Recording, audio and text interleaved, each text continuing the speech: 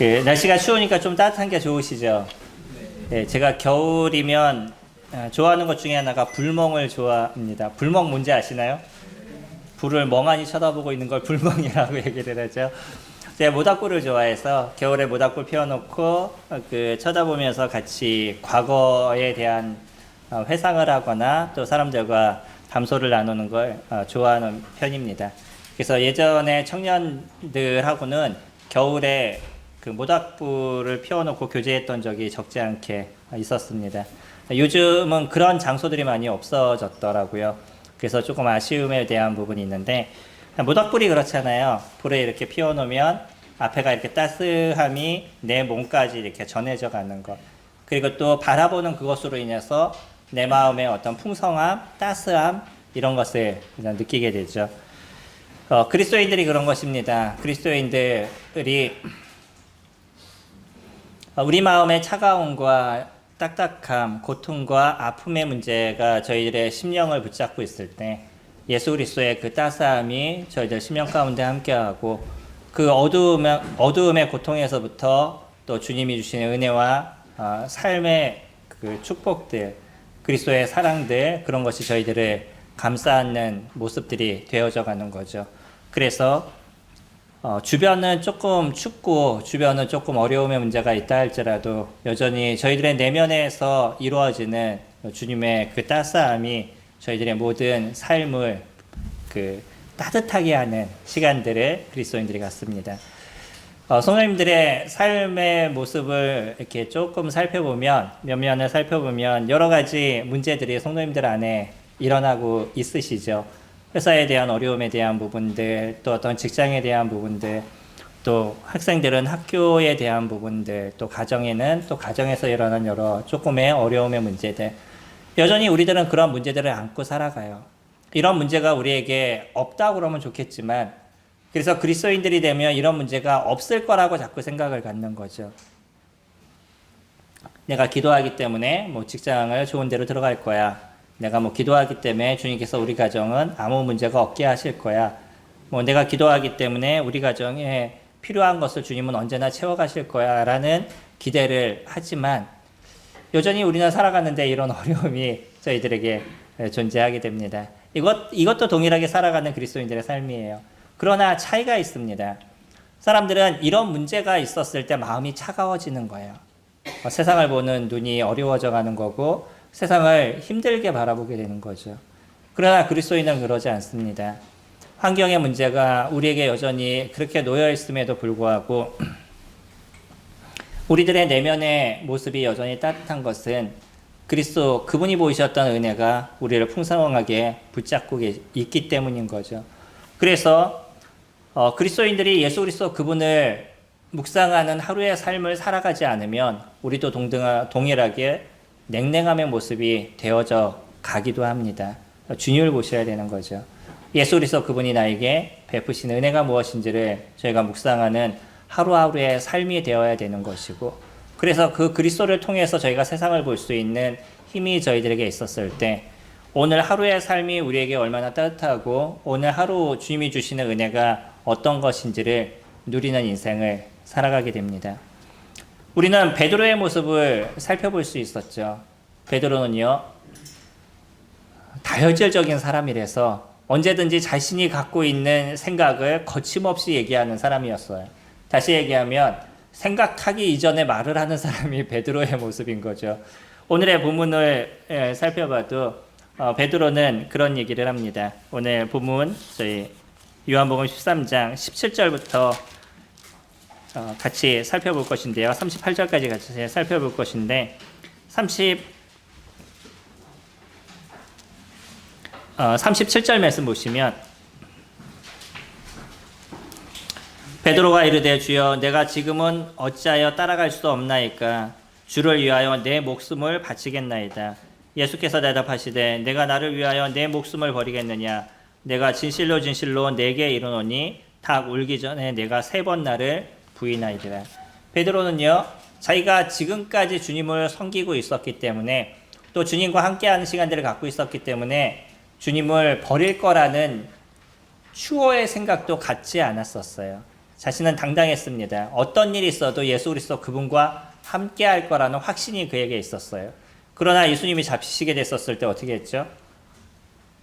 뒤도 안 돌아보고 도망갔던 것이 베드로의 모습이었고, 나중에 그나마 쫓아가서 있다가 주변에 있는 종들이 물어봤었을 때 난 그 사람을 모른다고 3번이나 부인을 했던 게 베드로의 모습이었습니다. 자기 스스로 확신을 가졌었는데 그것이 이루어지지 않았었어요. 근데 놀라운 건 뭐냐면요, 예수님과 함께 있었던 베드로가 예수 그리스도를 부인하는 이러한 일들을 그가 이루어왔는데, 정작 예수 그리스도 그분께서 주님의 나라로 가시고 난 이후에 베드로의 삶은요 전혀 다른 모습으로 변하고 있었다는 거예요. 그것이 사도행전 2장의 오순절날 성령 하나님께서 베드로에게 임하게 되고,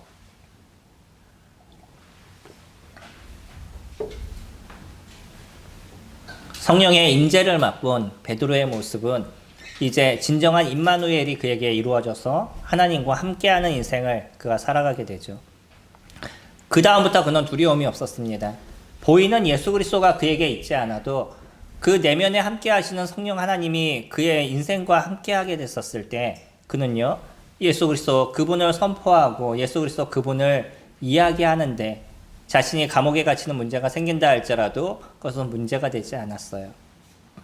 외부의 환경은 어땠죠? 예수님이 계실 때보다 더 어려웠습니다. 예수님이 계실 때는 예수님이 보호해 주셨어요.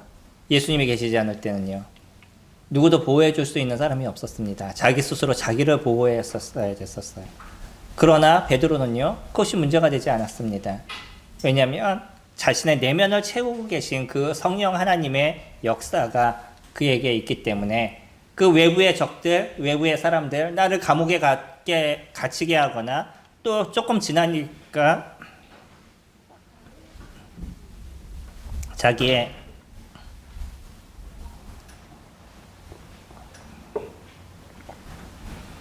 동료였던 야고보가 참수를 당하는, 순교를 당하는 일까지 일어나게 되는 거죠. 그것을 봤었을 때 그들의 내면이 얼마나 힘들고 어려웠겠어요. 동고동락했던 친구가 갑자기 잡혀서 죽음을 당하게 됐었을 때, 그러나 베드로는 그것도 두려움이 되지 않았습니다. 여전히 예수 그리스도 그분을 선포하는데 그의 인생을 투자하게 되죠. 무엇 때문이죠? 그의 내면에 성령 하나님이 계시기 때문입니다. 이것이 저희가 보고 있는 에베소서 1장 13절 말씀이죠. 너희가 복음의 말씀을 듣고 또한 그 안에서 믿어 약속의 성령으로 인치심을 받았다라고 얘기하죠.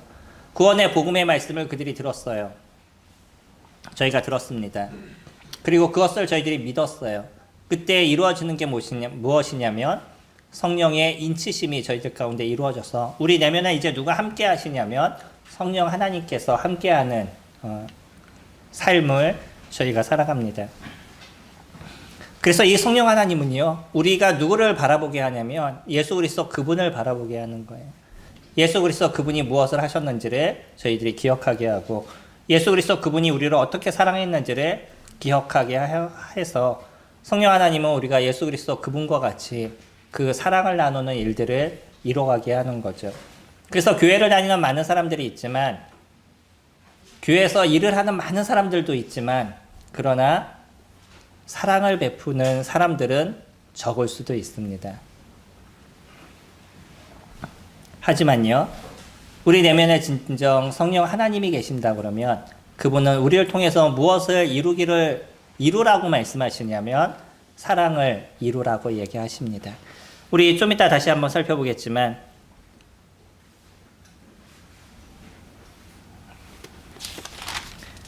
아까 보셨던 그 위 34절 말씀 같이 보시면요. 새 계명을 너희에게 주노니 서로 사랑하라. 내가 너희를 사랑한 것 같이 너희도 서로 사랑하라. 이것이 예수 그리스도 그분께서 저희들에게 주셨던 새로운 명령이었던 거죠. 우리는요, 이 명령을 따르는데 저희들의 인생을 투자하게 되고요.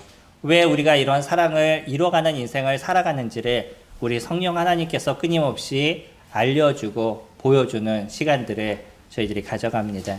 그렇기 때문에 내면에 성령께서 계신, 성령 하나님이 계신다 그러면 우리는 무엇을 드러내는 인생을 살아가게 되냐면 사랑을 드러내는 인생을 살아가게 되는 거죠. 지난 시간에 이어서 지금 주님께서 같이 제자들과 이야기를 하고 계시죠. 근데 주님께서 여기서 얘기하시는 부분들을 저희들이 살펴보면 이제 바로 하시는 것이 누군가 자신을 팔 것에 대해서 이야기를 합니다. 근데 저희가 말씀을 좀 읽어보면서 이해가 되지 않는 부분이 있지 않나요?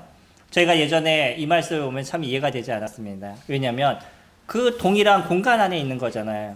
뭐 엄청 큰 공간에 있는 것도 아니고 작은 이 방 안에 지금 제자들과 같이 있는 건데 이 안에서 예수님께서 그렇게 말씀하시죠. 내가 그 빵 한 조각을 적셔서 주는 그가 나를 팔 거다라고 얘기를 하셨어요.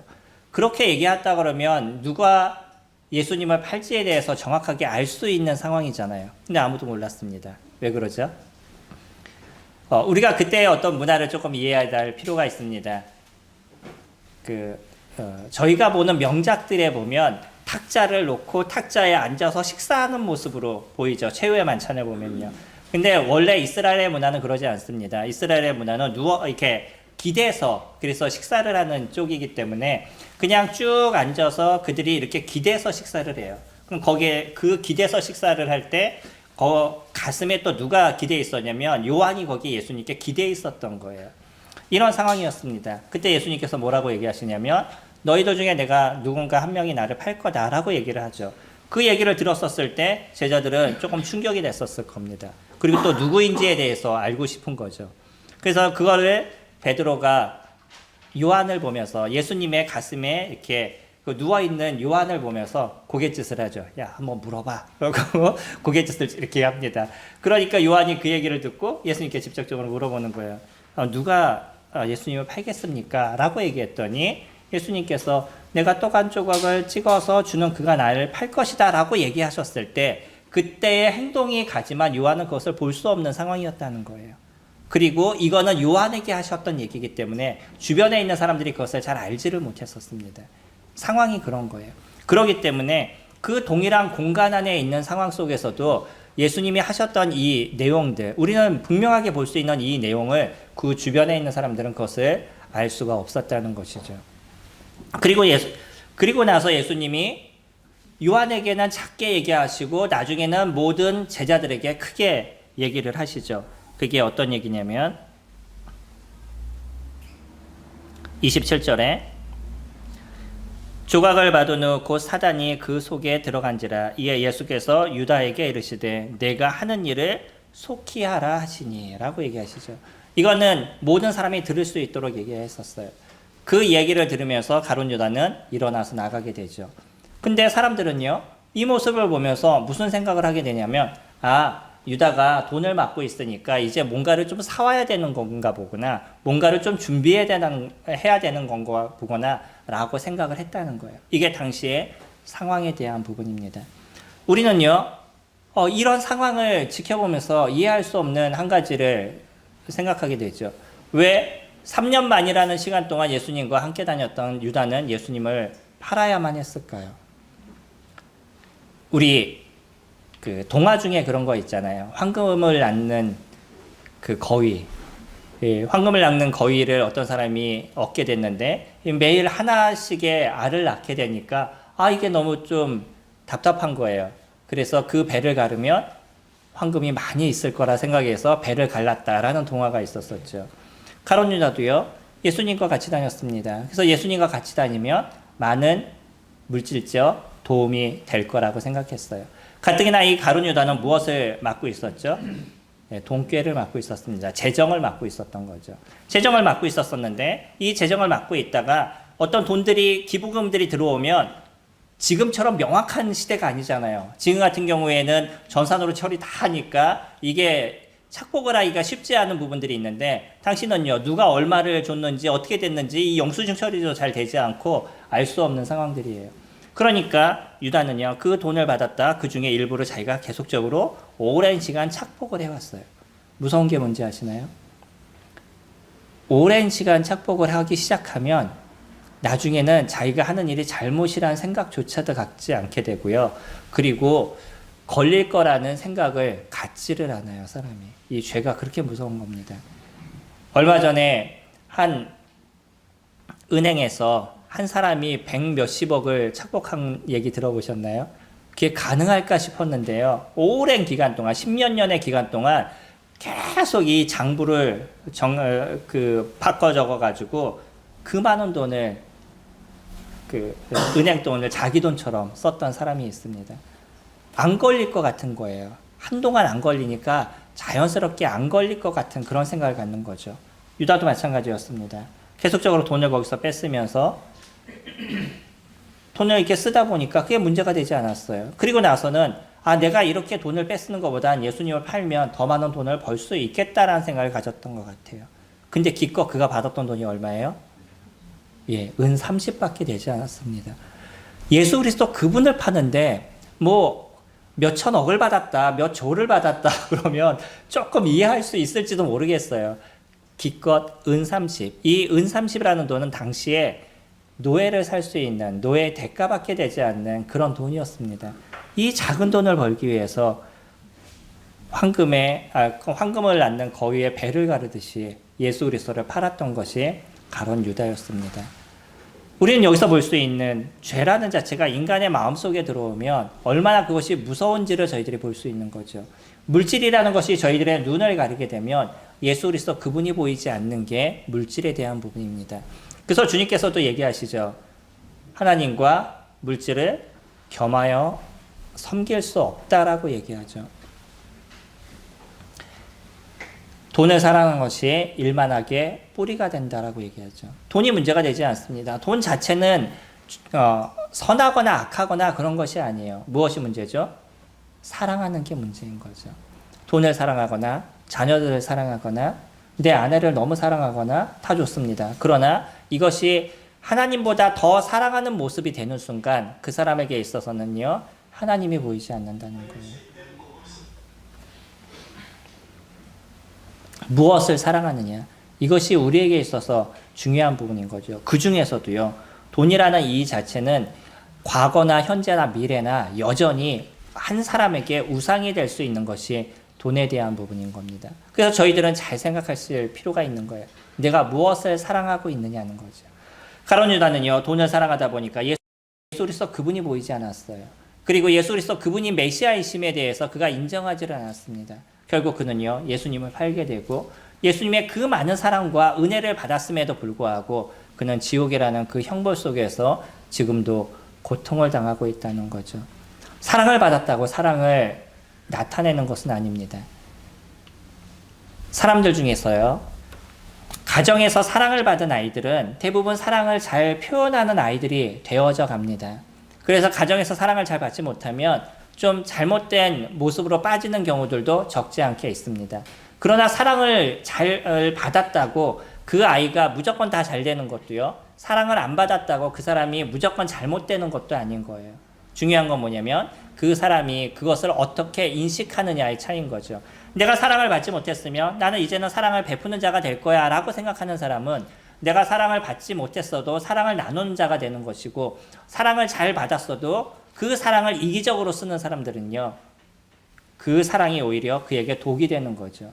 요즘 부모님들이 아이들을 너무나 사랑합니다. 다 좋습니다. 그러나 그 사랑의 정도가 너무나 강해서 아이를 이 세상에 자기 혼자밖에 없는, 자기가 이 세상의 중심인 것 같은 아이들로 키워가요. 그러니까 아이들은요, 누구의 얘기도 듣지 않습니다. 자기중심적인 인생을 살아가게 되는 거죠. 엄마도 아빠도 다 나를 돕는 자의 모습인 거지, 엄마로서의 권위, 아빠로서의 권위가 가정에 존재하지가 않아요. 이것이 지금 살아가고 있는 현 시대의 사람들의 모습인 거예요.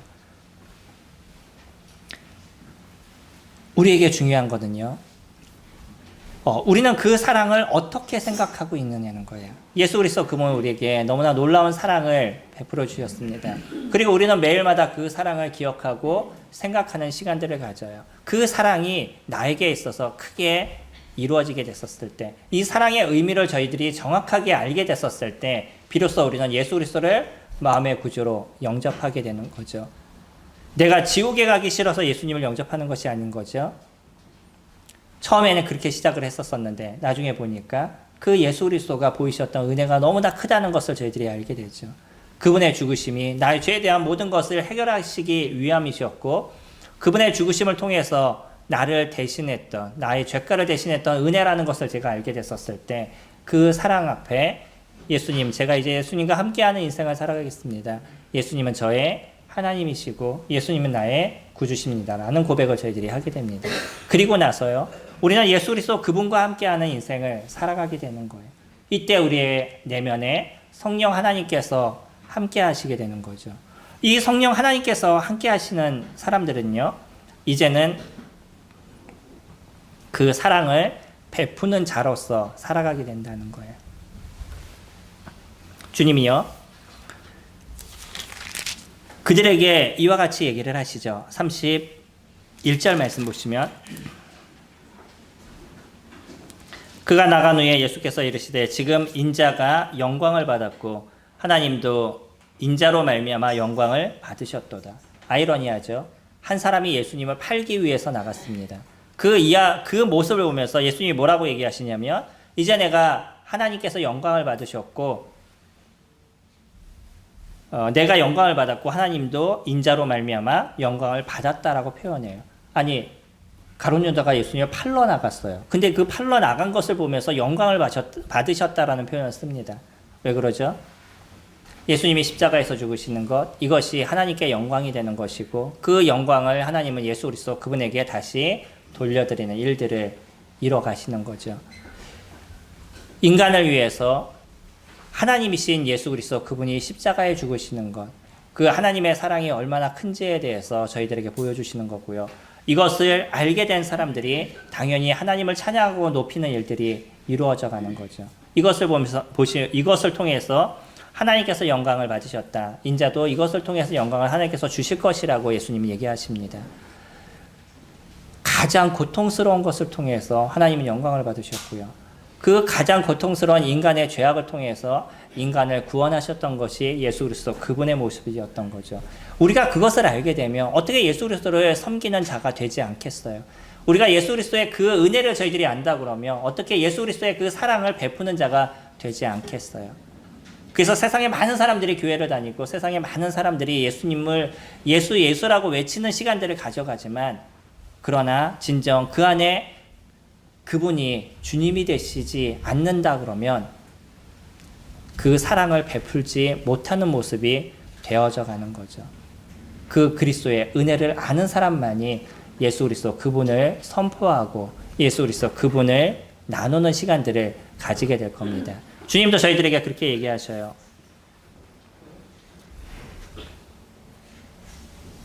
34절에 새 계명을 너희에게 주노니 서로 사랑하라. 내가 너희를 사랑한 것 같이 너희도 서로 사랑하라. 그 이전에 33절에서는 또 이렇게 얘기하시죠.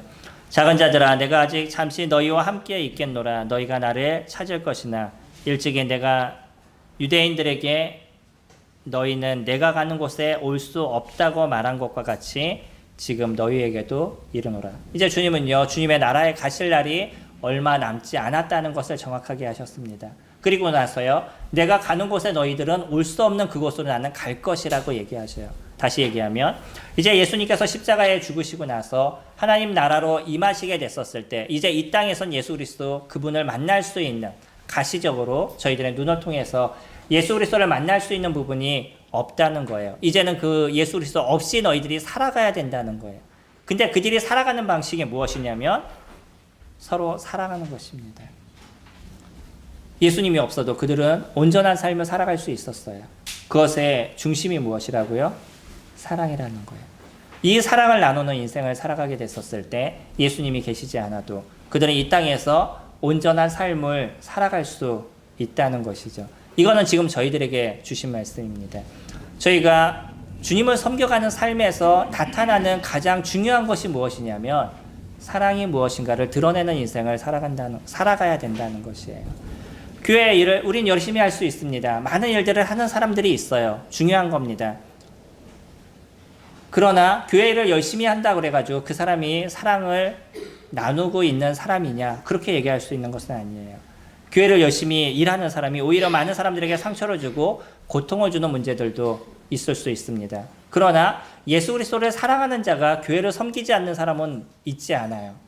주님을 사랑하는데 어떻게 주님의 만드신 주님의 아름다운 그 교회를 위해서 그의 인생을 드리지 않을 수 있겠어요.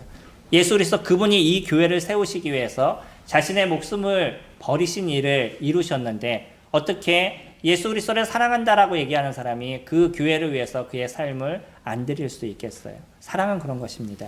서로 사랑하라고 얘기했었을 때 이건 감정에 대한 부분이 아니라고 말씀을 드렸었죠. 사랑은요, 실천에 대한 부분입니다. 내 내면에서 일어나는 감정이 실질적인 행동으로 이어져 나가는 거죠. 지식이 저희들에게 들어왔습니다. 무엇을 얘기하시냐면 서로 사랑하라는 하나님의 말씀의 지식이 저희들 가운데 임하게 됐을 때 우리들 내면에 써 있는 이 감정이 움직이게 되죠. 맞아요. 예수 그리스도 그분이 우리를 사랑하셨고 예수 그리스도 그분이 나를 위해서 십자가에서 죽으셨어요. 라는 그 감동이 우리 가운데 일어나게 되고 이 감동이 우리를 향해서 의지적으로 드러나게 되는 그런 인생을 살아가게 되는 거예요. 그래서 행동으로 저희들은 나타납니다. 어떤 성도님들이 아프다 그러면 같이 기도하게 되고 때로는 전화를 하게 되고 때로는 찾아보게 되고 교회에 어떤 일들이 있다라고 그러면 내 시간을 쪼개서 함께 섬기는 일들을 만들어 가게 되고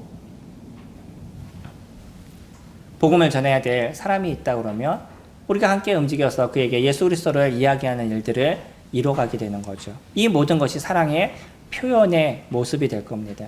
우리는 사랑이라는 단어를 살펴보면 다 대부분 에로스를 생각해요. 그래서 이번에도 제가 책을 한 권 쭉 넘기면서 사랑을 살펴봤더니 다 남녀 간의 사랑만 얘기를 하고 있더라고요. 이게 인간이 갖고 있는 한계에 대한 부분인 거죠. 저희들이 나누는 사랑은요, 우리 주변에 있는 많은 사람들과의 관계 속에서 이루어져 나가는 거고요. 이 관계는 그냥 감정에서 일어나는 그 내면에서 일어나는 어떤 감정 이런 것으로 끝나는 것이 아니라 그것이 실질적으로 드러나고 있는 행동으로 나타나져 가는 겁니다. 젊은 베르테스의 슬픔이라는 책 읽어보셨나요? 예. 내용을 보면 한 사람이 누군가를 만나게 되고 첫눈에 반하게 돼서 그 반하게 된 걸로 인생을 그 사람에게 투자를 하게 되고 결국은 뭐 자살을 했다라는 안 좋은 내용으로 드러나지만 결국 첫눈에 반했다는 그 한 번의 감정이 그 사람의 인생의 모든 것을 그 사람에게 투자하는 모습이 되어져 갔다라고 얘기합니다. 우리가 예수 그리스도에 대한 진정한 사랑이 우리에게 있었을 때 우리는 그 사랑을 통해서 예수 그리스도 그분에게 우리들의 인생을 투자하는 모습이 되어져 갈 것입니다. 그분의 은혜가 우리 가운데 크게 일어날수록 우리는 그분을 섬기는 일들이 크게 나타나게 될 거예요. 그렇다 그러면요, 우리에게서 또 여기서 고민하는 부분들이 있을 겁니다. 시몬 베드로가 얘기했던 것처럼 자기의 의지적으로 무엇인가를 할 수 있을 거라고 생각했었어요. 자기는 예수님을 위해서 목숨을 버릴 수 있을 거라고 생각했고 예수님이 어디를 가시든지 자신은 갈 수 있을 거라고 생각했습니다. 그러나요, 여전히 그 내면에 성령 하나님의 역사가 일어나지 않았을 때 그는 세상에 있는 많은 것들이 두려웠었고 보이는 것에 어려움을 겪고 있었던 걸 저희들이 보게 되죠. 저희들은 그런 베드로와 지금은 다른 모습을 갖고 있습니다. 오히려 지금 요한복음에서 나타나는 베드로보다 저희들은요 더 큰 은혜 속에서 살아가고 있고 더 큰 능력 속에서 살아가고 있어요. 왜죠? 저희들은 이미 성령 하나님이 저희들을 지배하는 인생을 저희가 살아가고 있기 때문인 거죠. 그래서 성도님들은요 지금 베드로의 모습보다 더 아름다움의 모습들을 드러낼 수 있는 원동력이 저희들에게 있는 거예요. 그 사랑을 나타낼 수 있는 힘이 저희들에게는 이미 존재하고 있는 거죠. 그래서 성령께서는 저희들을 움직이시고 만들어 가시는 일들을 이뤄 가실 겁니다. 그렇다면요, 어떻게 사랑을 하실 거예요? 이게 이제 저희들에게 주어진 모습인 거죠. 저희들은 서로 사랑하라고 얘기했었어요. 그럼 서로 사랑을 어떻게 하실 거죠? 어떤 거든지요, 확실한 표현을 저희가 할 수 있는 것이 되지 않으면 이거는 그냥 날아가는 것들이 됩니다. 사랑해요, 서로 사랑해야죠 라고는 많은 사람들이 얘기하는데 그러면 어떻게 사랑할 거예요? 라고 얘기하면 거기에 대해서는 특별하게 말을 할 수가 없는 모습이 될 때가 있죠. 선생님들이 이것에 대해서 고민하셔야 됩니다. 우리가 그럼 어떻게 서로 사랑할 것이냐? 얼굴 보고 한번 인사하면 사랑하는 것이냐? 주일날 한번 얼굴 보시면 사랑하는 것이냐? 라는 정의가 정확하게 우리 가운데 있으셔야 되는 거죠. 이 사랑을 저희들이 알기 위해서 저희들은 무엇을 보는 것이냐면 성경을 보는 것입니다. 하나님의 말씀을 저희들이 읽는 목적이 있는 거죠.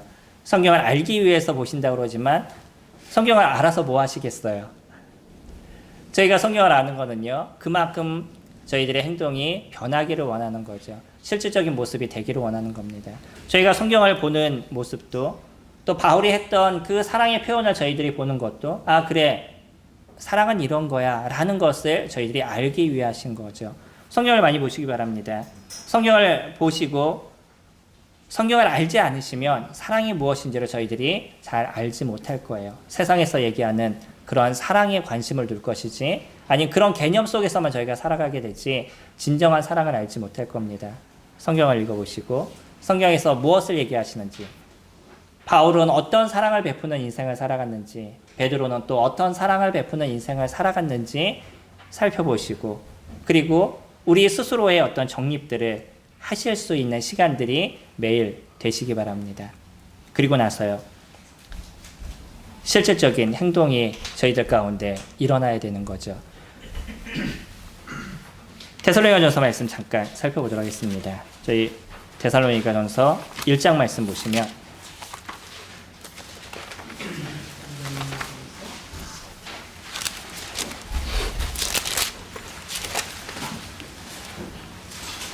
(1장) 3절 말씀 보시면요, 신약 329페이지입니다.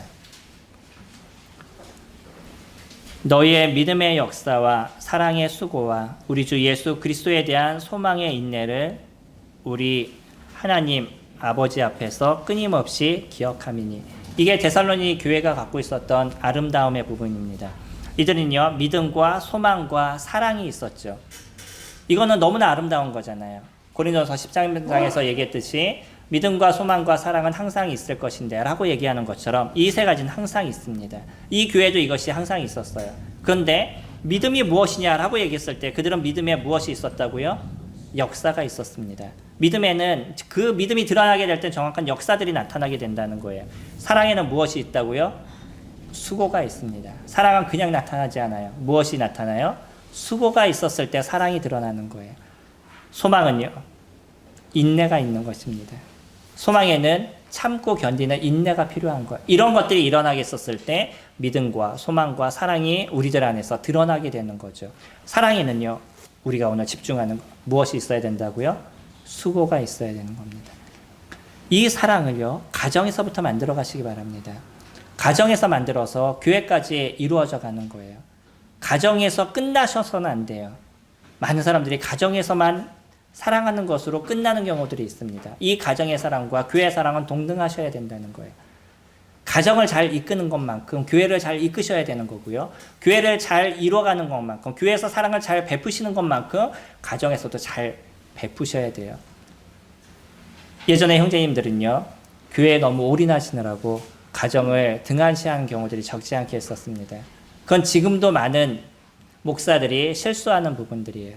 그래서 교회는 부흥이 됐는데 막상 가정은 무너져 있는 이런 모습들을 볼 때가 있는데, 가정과 교회는 함께 가는 것입니다. 가정을 잘 이끌지 못하면서 교회를 어떻게 이끌겠어요? 그리고 가정을 잘 이끈다는 것은 곧 교회를 잘 이끌어야 된다는 거죠. 이 믿음은 같이 나가는 것입니다.